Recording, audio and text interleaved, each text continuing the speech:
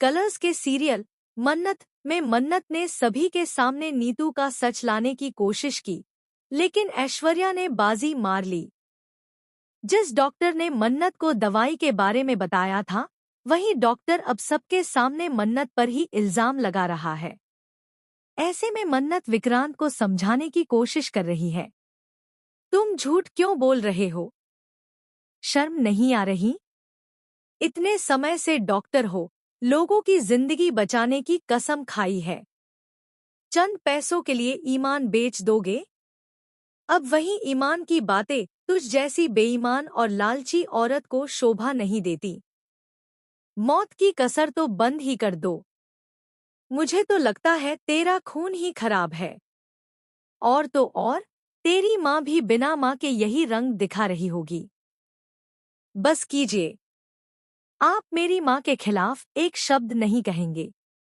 मैं नहीं सुनूंगी।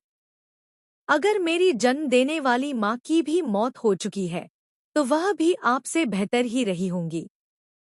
एक बार छोड़ दिया मरने के लिए, लेकिन आप तो अपनी बेटी को रोज रोज दौड़ा दौड़ा कर मार रही हैं। मैं आपकी नियत की बात नहीं करूंगी, लेकिन अपनी माँ के खिलाफ कुछ नहीं सुनूंगी। मन्नत के इस तीखे जवाब ने विक्रांत को गुस्सा दिला दिया। वह मन्नत के खिलाफ खड़ा हो गया, जिससे मन्नत विक्रांत पर नाराज हो गई। मन्नत को इस बात का दुख है कि पिछली बार भी विक्रांत ने उस पर भरोसा नहीं किया था, और इस बार भी वही हो रहा है। हालांकि विक्रांत फिर से मन्नत के करीब आने की कोशिश करता है, लेकिन तभी नीतू ड्रामा शुरू कर देती है और घर छोड़ने की नौटंकी करती है। वो बाहर जाने की कोशिश करती है, लेकिन उसका पति रोमी उसे रोक लेता है। तब विक्रांत अपनी माँ को समझाने की कोशिश करता है।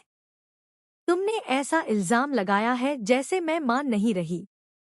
मैंने अपने बेटे को खो दिया है। इस घर में रहने का क्या मतलब है?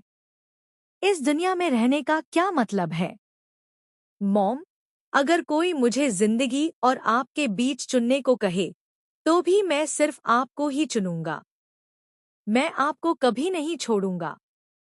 अब नीतू ने विक्रांत को ऐसा इमोशनल ब्लैकमेल किया कि वो पूरी तरह माँ के जाल में फंस गया। उसने मन्नत से माफी मांगने को कहा, लेकिन मन्नत ने इनकार कर दिया और उल्टा अब वह घर छोड़कर जा रही है। वहीं दूसरी ओर मन्नत ऐश्वर्या का सच लाने के लिए सुनीता को अस्पताल ले जा रही है।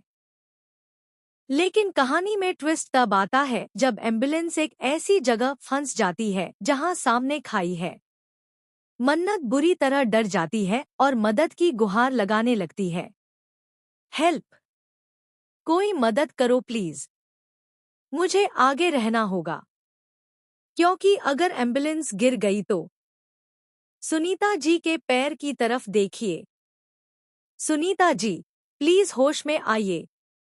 मन्नत किसी तरह एम्बुलेंस का पिछला दरवाजा खोल देती है।